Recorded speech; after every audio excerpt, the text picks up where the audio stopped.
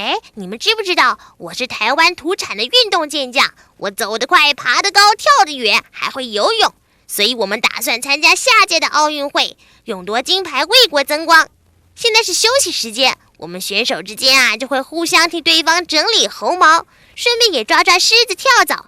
哎呦，这没什么好笑的，就跟你们人类一样，没事抠抠香港脚是同样的道理嘛，你说是不是啊？